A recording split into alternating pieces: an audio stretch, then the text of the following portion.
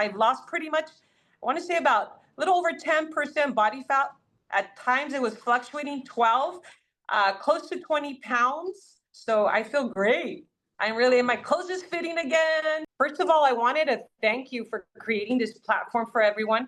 I think that we need this in life, like everyday coaching every week, as hard as it gets. I know for me, it's been complicated because life happens, right? And we get so tied up around so many plans. We're so capable, but yet we're individuals that create so many excuses for ourselves.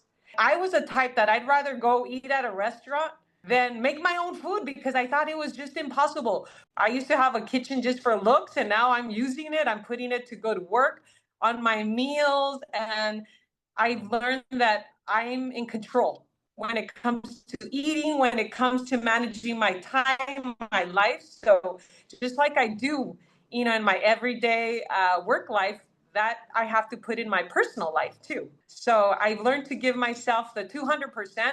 And I am cooking, which is pretty inspiring for people to hear that. Wow, you're cooking?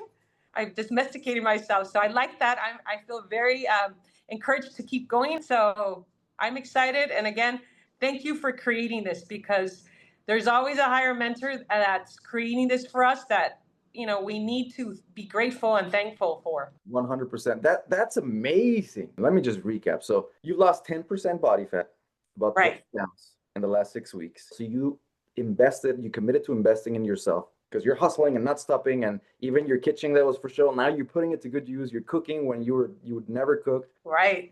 And look at how you're speaking so positive and enthusiastic. And it sounds to me like you're full of belief in yourself now.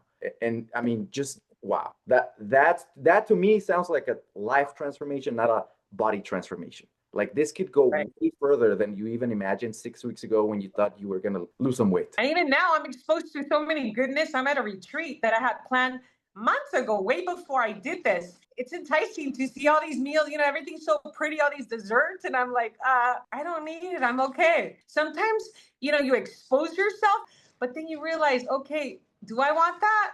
And every time you're exposed to temptation and you don't break, you're building your inner strength. Every time you get stronger and stronger and stronger to the point where it's like it doesn't even faze you. Yeah, now I'm not going to reward myself with food or with that dessert.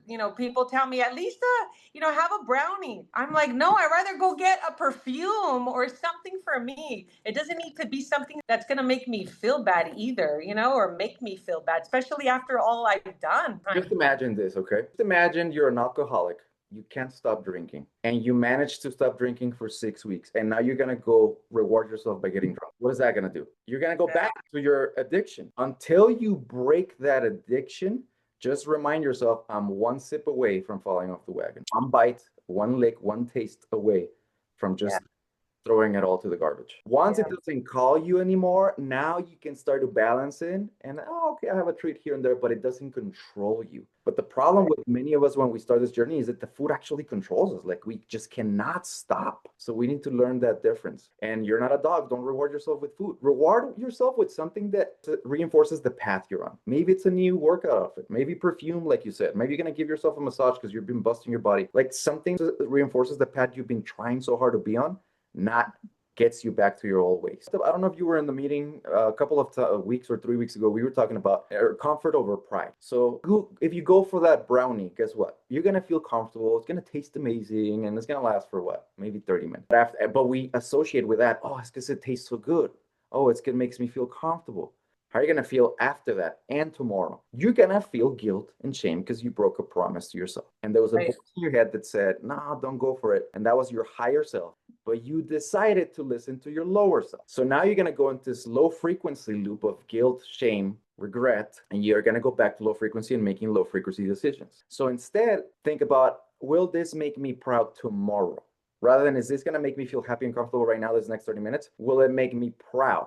I know if I go for that brownie or if I go for that buzz, it's not going to make me feel proud tomorrow. I'm going to regret it.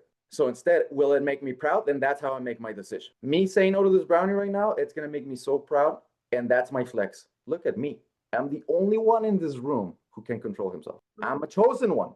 I'm a leader. I set the tone. I make others believe what's possible when they don't believe so. See how you reframe that? Now that's going to make you proud. Your cheap meal tonight's not going to make you feel proud. You're going to feel sluggish, bloated, full of regret. And you know what happens once you start that cycle, spirals downwards. Congratulations for investing in yourself. I know that you invested in another 6 months with us. Thanks again. Appreciate it.